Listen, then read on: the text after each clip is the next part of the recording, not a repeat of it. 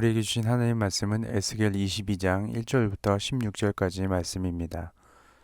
또 여호와의 말씀이 내게 임하여 이르시되 인자야 내가 심판하려느냐 이 피 흘린 성읍을 심판하려느냐 그리하려거든 자기의 모든 가증한 일을 그들이 알게 하라.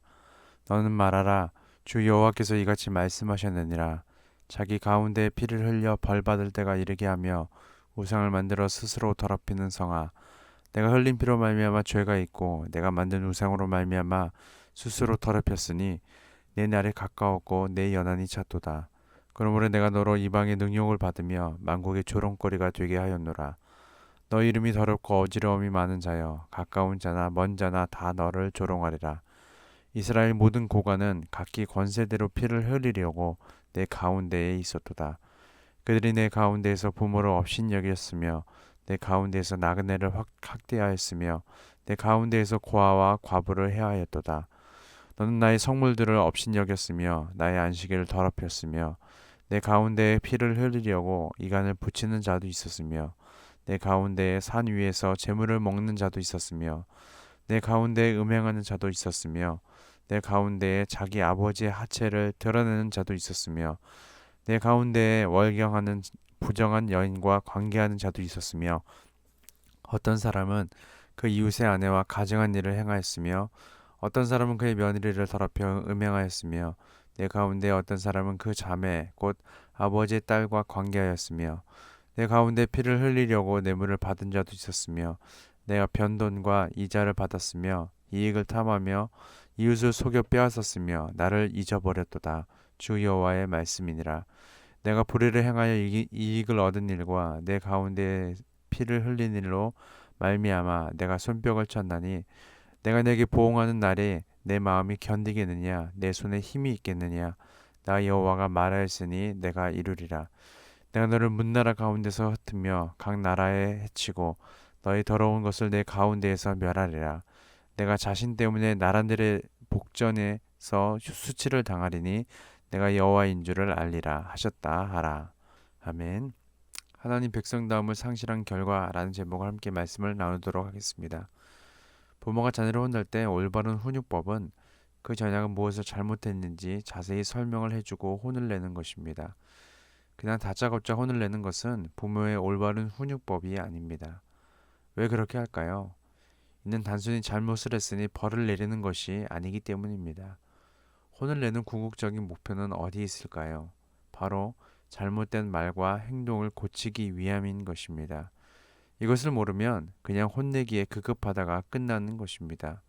그저 부모가 자녀를 혼내는 것으로 화풀이를 한 것밖에 되지 않다는 것입니다. 오늘 말씀을 통해 들었던 마음은 하나님께서 에스겔에게 지속적으로 이스라엘 백성의 죄와 심판에 대해서 말씀하시는데 왜 그렇게 하나님은 몇 번씩이나 걸쳐서 말씀을 하시는 것일까? 몇 번씩이나 말씀하시는 것은 여기 분명히 하나님께서 전달하시고자 하는 아버지의 마음이 있다는 것인데 그것은 무엇일까? 라는 부분에 대해서 질문을 던져보았던 것 같습니다. 여기에 대해서 깊이 묵상하는 시간을 가졌습니다. 먼저 오늘 본문의 내용을 살펴보면 1절부터 5절까지 해서 하나님은 피 흘린 성읍을 향해 심판을 선언하십니다. 예루살렘은 무거운 피를 흘리고 스스로 재앙을 불러들이고 우상을 만들어 스스로 자신을 더럽혔습니다. 이 하나님은 피 흘림과 우상 숭배의 죄를 반복적으로 언급하시고 내 날이 가까웠고 내 연한이 찼도다 라고 하시며 심판의 날이 가까워졌음을 말씀하십니다. 그리고 그날에 온 세상이 예루살렘을 조롱하게 하실 것이라고 말씀하십니다. 6절부터 16절까지 해서 이스라엘의 타락과 가증한 행위의 중심에는 모든 고관, 즉 지도자들이 먼저 있었음을 말씀하십니다. 그래서 하나님은 고관들을 향해 심판을 선언하십니다. 그들은 권력을 이용해 무고한 피를 흘리게 하였고 부모를 업신여기고 나그네와 고아와 과부를 학대하였습니다.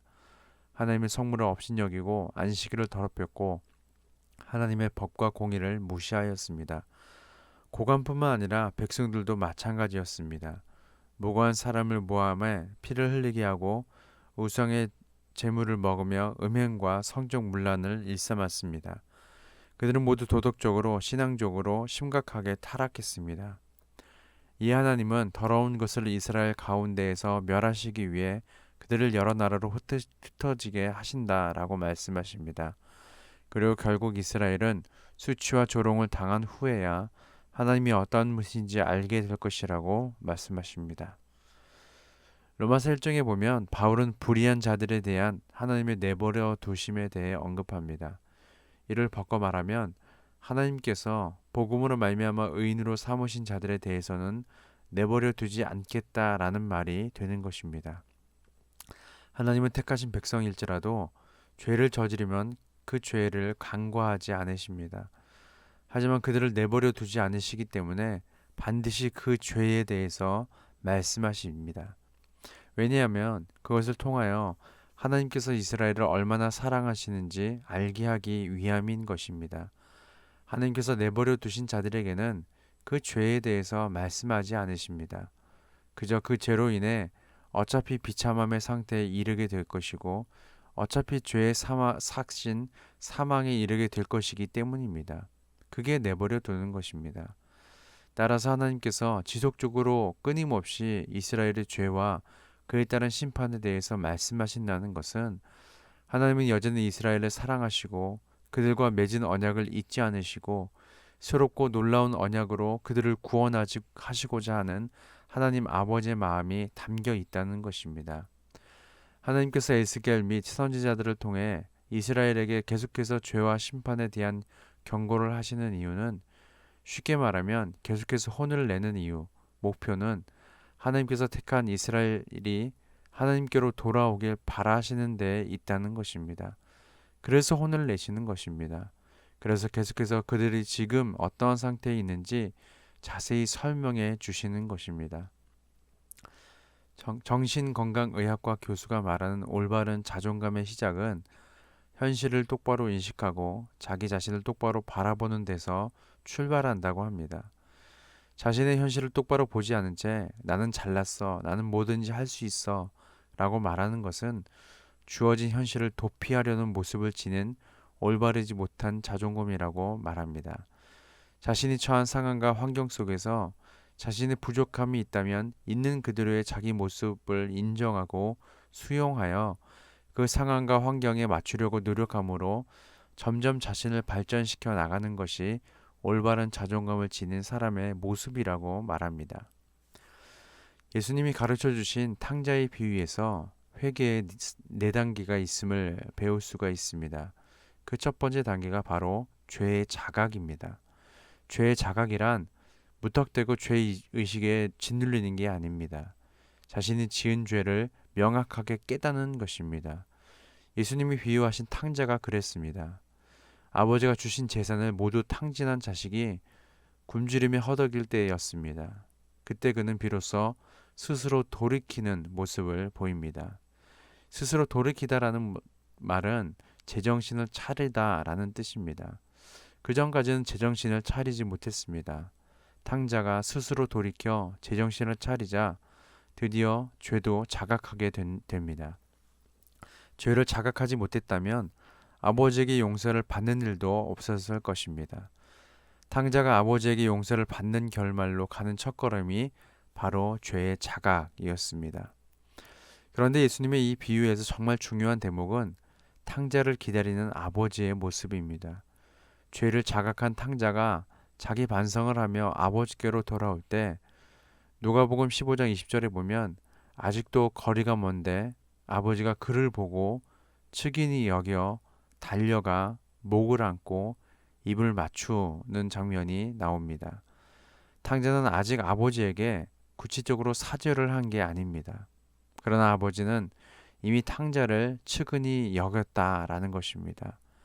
이미 탕자에게 달려갔고 목을 안고 입을 맞추기까지 하신다라는 것입니다. 탕자가 아버지에게 사죄하지 않았는데도 아버지는 이미 탕자를 용서하신 것입니다. 하나님께서 에스겔과 여러 선지자를 통해 끊임없이 이스라엘의 죄를 낱낱이 설명하시고 심판을 예고하시는 이유는 그들을 내버려 두지 않으시기 위해 그들이 자신들의 죄를 자각하고 다시 아버지께로 돌아오게 하기 위함입니다. 그리고 예수님의 탕자 아들의 비유에서 알 수 있듯이 하나님께서 죄에 대해서 이스라엘에게 말씀하셨다는 것은 이스라엘이 돌아왔을 때 이미 용서하실 것까지 작정하셨다는 점입니다. 이것이 하나님 아버지의 사랑이라는 것입니다. 우리의 각자의 삶도 그 사랑으로 초대하셨고 그 사랑 안에 이미 거하고 있음을 잊지 말고 오늘 그 사랑을 외치는 저 여러분들 되시기를 예수님의 이름으로 소망합니다. 기도하겠습니다. 하나님, 세상이 주는 수치와 조롱에는 민감하면서도 행위를 심판하시는 하나님의 시선에는 무감각했음을 회개합니다. 예배가 무너지고 이웃을 향한 사랑이 식어버린 저를 용서하소서. 하나님 백성의 사명을 기억하며 늘 말씀 안에 거해 하나님 백성다움을 회복하게 하옵소서.